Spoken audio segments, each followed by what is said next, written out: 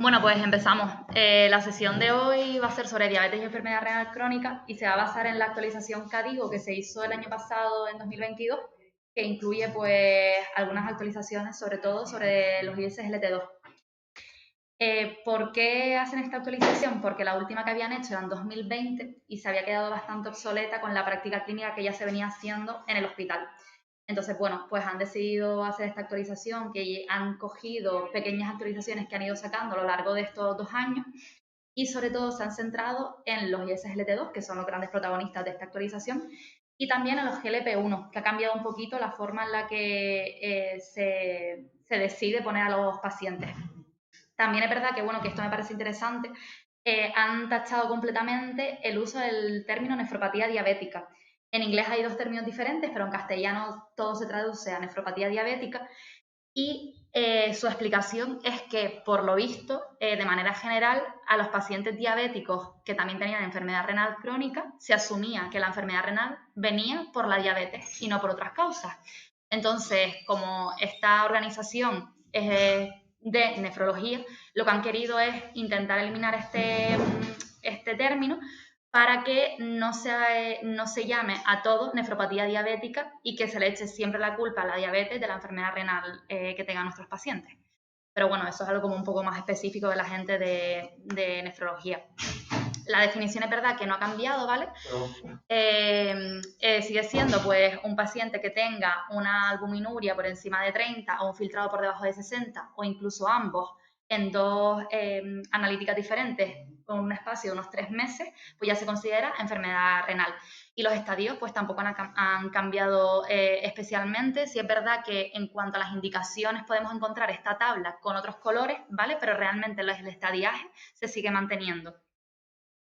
Respecto a la educación, sí es verdad que le han dado un poquito, la han ampliado un poco más y hablan sobre la importancia de una educación adecuada, ¿no?, a nuestros pacientes, que tiene que ser pues estructurada, tiene que ser monitorizada por un equipo multidisciplinar, ¿vale? Ya no se meten solo que solo tenemos que educar a los pacientes la parte de medicina, sino que también meten ahí mucho los cuidados de enfermería, de los que también luego hablaremos un poquito. Tiene que ser individualizada al tipo de paciente que tenemos nosotros y sobre todo evaluada, porque de nada vale que nosotros educamos al paciente y no comprobemos si esa educación ha surtido efecto, si nuestro paciente sigue manteniendo esas indicaciones que le hemos dado. Además, también hablan de que es muy importante que no se le hable solo a nuestros pacientes de las complicaciones pues más típicas, entre comillas, de la diabetes, como pueden ser la hipoglucemia, la cetoacidosis, la retinopatía, que es verdad que en primaria, por suerte, ahora estamos otra vez volviendo a hacer los fondos de ojo, entonces se le vuelve a hablar bastante, sino que también se les hable de las complicaciones que tienen que tener en cuenta a la hora de las úlceras en los pies, ¿vale? Que eso es un cuidado que se encarga más enfermería, pero bueno, que también se incluye ya en esta actualización que no se había hecho previamente, ¿vale? La neuropatía diabética y bueno, después las complicaciones un poco más graves, como pueden ser las enfermedades renales ya llevadas a un límite que necesiten una diálisis o un trasplante, o el daño vascular. ¿Qué pasa? Que está demostrado que la mortalidad disminuye y el riesgo cardiovascular disminuye equitativamente a más factores de riesgo contra nuestro paciente. Es decir, que a más factores de riesgo controlados, menor mortalidad y menor riesgo cardiovascular va a tener este paciente, ¿vale? Y sobre todo también es algo de lo que hablaban en el estudio, es que mejor muerte, entre comillas, iba a tener este paciente, es decir, mejor controlado iba a estar hasta el final, ¿vale? Ya nos metemos un poquito más en el tema de los tratamientos, que bueno, hablar que la primera línea que se ve aquí, no sé si se ve bien en la pantalla, pero bueno, tiene que ser siempre, ¿no?, en plan, educar a nuestro paciente en sus hábitos, es decir, mejorar sus hábitos, intentar a lo mejor no cambiarlos del todo, pero sí mejorar poco a poco y que vaya teniendo algo positivo en su día a día, como puede ser una mejora en su dieta, una mejora en el ejercicio, en los hábitos y demás.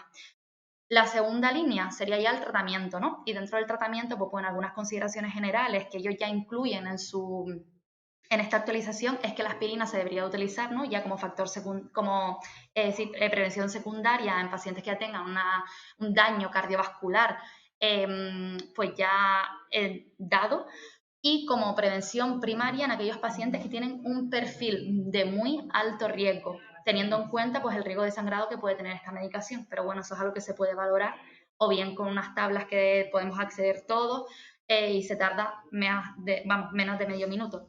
Y además también, pues bueno, más que demostrar, igual que comentaba antes, que incluso el control de la diabetes y la enfermedad renal en estos pacientes ha visto resultados mucho mejor a la hora de valorar pues, el daño microvascular o macrovascular a largo plazo, ¿vale? Respecto también a los ISGLT2, pues ya están indicados de primera línea en pacientes con diabetes tipo 2 que están dentro de este grupo con enfermedad renal crónica, siempre teniendo en cuenta que tienen que tener un filtrado por encima de 20, ¿vale? Que también, bueno, luego lo hablaremos un poquito más específico. Y la metformina, pues siempre con un filtrado por encima de 30, así como los IRAS que están recomendados en pacientes, ¿no? Los IECA, los ARA2, que están recomendados en pacientes con hipertensión y albuminuria. Específicamente unos más que otros, pero bueno, luego también lo hablaremos cuando entremos con cada uno de ellos. Respecto a los IECAS y los ARA2, pues bueno, no sé si se va a ver muy bien aquí en la pantalla, pero creo que este algoritmo está muy bien, lo que pasa que es un poco así, muy general. Lo que está en verde son las recomendaciones que ellos dan para diabetes tipo 2 nada más, y lo que está en azul, diabetes tipo 1 y tipo 2. Entonces ya vemos que tenemos en la primera línea, ¿no? Aquí tenemos los ISGLT2 junto con la metformina. Ya están recomendados, según esta organización, como primera línea de tratamiento, ¿vale? Y luego ya pues habría que individualizar el tipo de tratamiento que tendríamos que utilizar en una segunda línea si nuestro paciente no está bien controlado. Dentro de los IECAS y ARA2, como he dicho, recomendados en pacientes sobre todo que tienen albuminuria e hipertensión asociada a su diabetes y su enfermedad renal crónica. Y además, que creo que esto es importante, que es algo que, por ejemplo, en nefrología se utiliza bastante en los pacientes, no tanto vamos a utilizar estos tratamientos hasta que alcancemos, por ejemplo, unas cifras tensionales en este caso adecuadas, sino que hasta que nuestro paciente tolere bien estas tensiones un poco más bajas. ¿Por qué? Porque a mayor cantidad de fármaco que le demos a nuestro paciente, mejor resultado tiene, en este caso en la albuminuria, ¿vale? Con lo cual eso se va también a traducir a una mejor mortalidad, ¿vale? Una menor mortalidad y a una mejor respuesta. Dentro de este grupo sí es verdad que decir que, bueno, que la fenilinona, que es un no esteroideo dentro de este grupo, es el único que ha demostrado beneficios tanto cardiovasculares como renales, ¿vale? ¿Qué tenemos que tener en cuenta con este tipo de fármacos? Pues bueno, que la creatinina puede ascender hasta un 30%, ¿vale? En los siguientes mes y medio que se le pone, y que en el caso en el que vayamos disminuyendo y veamos que se sigue manteniendo o que no recupera del todo, pues habría que retirar este fármaco porque, bueno, puede tener esa consecuencia a nivel renal. Y si ya tenemos pacientes que tienen un filtrado disminuido, pues bueno, podemos complicar más aún su enfermedad renal. También hay que tener en cuenta las personas que están planteando quedarse embarazadas, ¿vale? No pueden utilizarse estos fármacos porque tienen efectos secundarios, sobre todo en el segundo y el tercer trimestre. Es más, están contraindicados, ¿vale? Y aparte, pues solo podemos utilizar, que bueno, esto ya es conocido, ¿no? Solo podemos utilizar un tipo de fármaco, es decir, o un IECA o un ARA2, pero no podemos utilizarlos en combinación porque no solo no está demostrado que tengan beneficios, sino que además se ha demostrado que daña bastante el riñón, con lo cual empeoraríamos bastante la enfermedad que tiene nuestro paciente. Y como puntualización que tenemos que monitorizar en estos pacientes, pues las hipotensiones, que hay que explicarles muy bien a los pacientes, que a veces pues con un fármaco, una dosis muy media, el paciente empieza con una hipotensión muy marcada. La hiperpotasemia, ojo con estos pacientes, ¿vale? Tenemos que no solo verla en las analíticas, sino cuando le hagamos los electros de control a nuestros pacientes. Ahí también se pueden ver si nuestro paciente pues tiene una hiperpotasemia muy marcada y sobre todo también la creatinina, ¿vale? Que tenemos que ir valorándole, bueno, y el filtrado para ver si el estadiaje de nuestro paciente de la enfermedad renal se mantiene o no se mantiene con estos tratamientos. Esta es una tablita que, bueno, que aparecía en el estudio y me parecía interesante, sobre todo comentar en cuanto al enalapril, que es el que más se utiliza y el que, bueno, es el que más dosis necesita modificar dentro de los IECA, ¿vale? Y el ramipril es el que más recomendado está a la hora de la albuminuria, ¿vale? También es verdad que es el que más se utiliza en nefrología, pero bueno, es el que mejor respuesta se ha visto en los estudios que tiene respecto a la reducción de la albuminuria de nuestros pacientes. Y los ARA2 es verdad que es un grupo mucho más amplio, que van entrando muchos fármacos nuevos, que tradicionalmente se utiliza más el losartán, el valsartán, que es el que más se suele poner, pero bueno, hay otros fármacos, como puede ser el irbesartán, el losartán, sí, que no necesitan dosis, o sea, ajuste de dosis con disminución del filtrado muy grande. Entonces es verdad que quizás en pacientes que ya vemos que cada año se va reduciendo bastante su filtrado, este tipo de fármacos pues tienen muchos beneficios porque no vamos a tener que modificar esa dosis que sí nos ocurren con otros fármacos. Respecto a los ISLT2, que son como los grandes protagonistas, ¿no?, de esta actualización, decir que, bueno, que hay que elegir muy bien a los pacientes que se los ponemos, es decir, no hay que ponerlo de manera generalizada. Tiene que tener un filtrado por encima de 20, ¿vale? Por debajo de 60, y sobre todo se recomienda, y como prioridad absoluta, en pacientes que tengan una albuminuria por encima de 200, ¿vale? Aunque con una menor albuminuria también está indicado, y sobre todo que ya tenga un fallo cardíaco establecido, ¿vale? Por cualquier daño que haya tenido. ¿Qué pasa? Contraindicaciones de estos fármacos. Sobre todo, las que más se conocen son las enfermedades, vamos, las infecciones fúngicas, sobre todo genitales, que el paciente deberá decidir si quiere ponerse o no el tratamiento. No es una contraindicación, pero sí es verdad que un paciente que sea muy propenso a esto, pues a lo mejor quiere no tomar este tipo de tratamiento, ¿vale? Mucho cuidado también con pacientes que han tenido cetoacidosis diabéticas porque también las producen. Las úlceras de los pies, pacientes que tengan procesos abiertos de úlceras de los pies, no se puede poner esta medicación, ¿vale? Porque va a empeorar bastante la evolución de esa úlcera. Y también pues la inmunosupresión. Esto está también más metido en la parte de nefrología, pacientes que están pendientes de trasplante renal o que ya tengan un trasplante renal, que bueno, son pacientes que nosotros no vamos a manejar tanto, pero que también saber que por cualquier otra inmunosupresión estos fármacos no se deberían de poner. Y otra cosa interesante, que yo creo que eso es algo que también es algo nuevo, por lo menos yo no lo había escuchado tanto, es lo del Sick Day Protocol, que hablan aquí en el estudio, que bueno, es un poquito vago como lo dicen, pero comentan que si nuestros pacientes pasan con una infección o bien media o grave, ¿vale? Deberíamos de retirar estos fármacos y luego deberían acudir a su médico y volver a reintroducirlos. Esto queda un poco así en el aire porque no explican qué es un proceso infeccioso moderado o grave. Explican que cuando el paciente tenga esto, tendremos que retirarlo y tampoco explican cómo tendremos otra vez que volver a introducirlo, si poco a poco o si con la dosis que ya tenía el paciente. Entonces, bueno, esto está un poco cogido con pinzas, pero sí es verdad que está metido dentro de las recomendaciones con estos fármacos. Importante también, tendremos que hablarles, ¿no?, de las hipoglucemias que le puede surgir por este toma de fármacos, porque al fin y al cabo lo estamos añadiendo a su tratamiento, es decir, no estamos sustituyendo ninguno, ¿vale? Y sobre todo, si ha tenido historias previas de hipoglucemias graves, sobre todo, ¿vale? Estos pacientes también deberíamos de decírselo, incluso podría ser una contraindicación a la hora de ponerlo. Y así como si esté tomando ya insulina o sulfonilurea, que también pues aumentan bastante el riesgo de hipoglucemia y hay que cogerlo un poquito con cuidado, ¿vale? Y bueno, también comentarle a los pacientes que con este fármaco podemos desflexionarlos mucho, con lo cual la ingesta de agua que tengan deben de ser bastante adecuada, porque hay muchos pacientes que han empeorado incluso su filtrado, pero por deshidratación, no porque este fármaco lo haya empeorado, ¿vale? Y otra cosa muy importante de esto, que cuando introduzcamos este fármaco tenemos que hacer un control al mes y medio o a los 3 meses, no se ponen tampoco muy de acuerdo cuándo hay que hacerlo. ¿Por qué? Porque durante las 4 o 6 semanas que lo introducimos puede haber un descenso del filtrado un poco más, un poco más evolucionado de lo que haría la historia natural de nuestro paciente, ¿no?, de su enfermedad, pero está demostrado que a la larga esa caída del filtrado se mantiene mucho más que si no tuviese este tratamiento, con lo cual protege bastante el riñón, a pesar que al principio nosotros veamos una caída que nos llame la atención, ¿vale? Esto no es indicación de retirar el fármaco, porque, como les digo, se ha demostrado que a la larga no cae tanto el filtrado. Y respecto a la metformina, vamos, voy a ir muy rápido porque este fármaco es el fármaco de elección, es el protagonista por lo menos de la diabetes tipo 2, primera línea, ¿vale? Y se ha demostrado por activa por pasiva, pues bueno, que con respecto a otros tratamientos, pues va bastante bien y por eso se manda de primera. ¿Qué pasa? La metformina, el último estudio así más grande que ha salido, que es de Reino Unido, se compara la metformina en pacientes obesos, ¿vale? Comparado con la insulina y la sulfonilurea.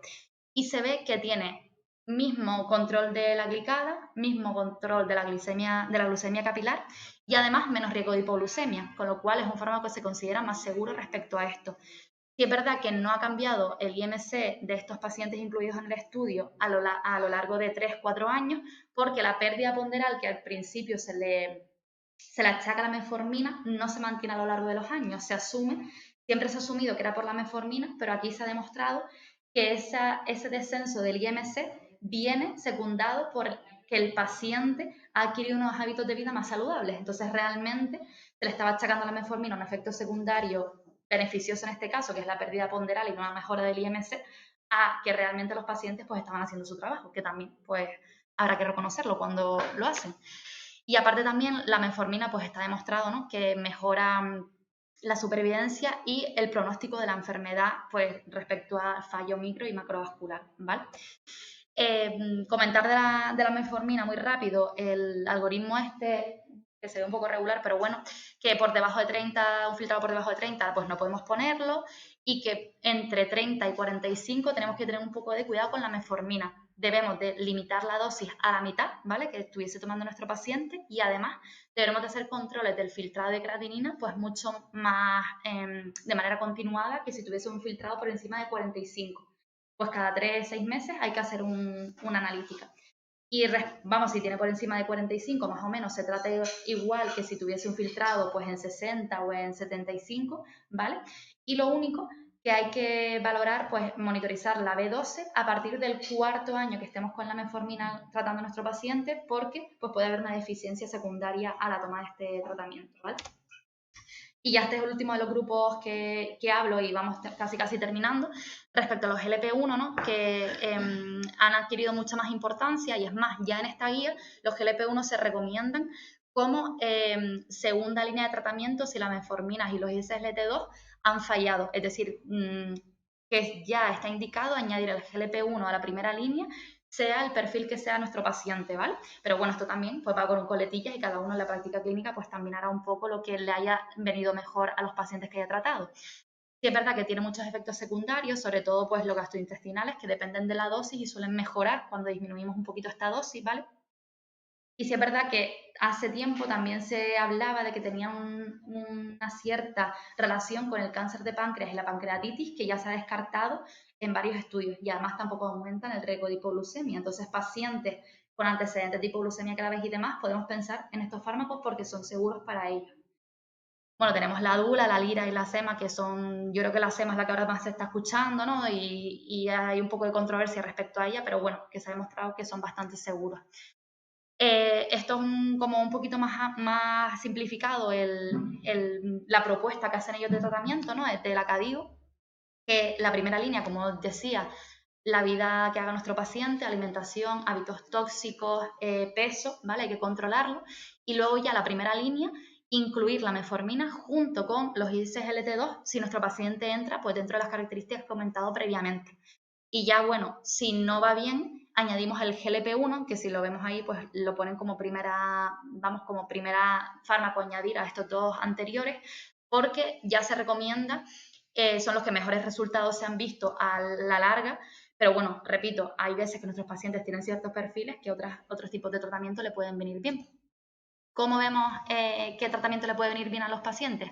Pues este algoritmo estaba en la CADIO, la verdad que me parece bastante bien, porque aquí alrededor, en la zona más rosita, naranja que se ve en la pantalla, son las medicaciones que menos le pueden ir bien al tipo de nuestro paciente, y yo me he centrado en las de dentro, ¿vale?, que son las que le pueden ir bien. Entonces, en el centro tenemos un paciente que, por ejemplo, tenga ya un fallo renal, un fallo cardíaco, o si bien ya tenga un riesgo cardiovascular elevado, los GLP-1 son fármacos que le van a ir muy bien.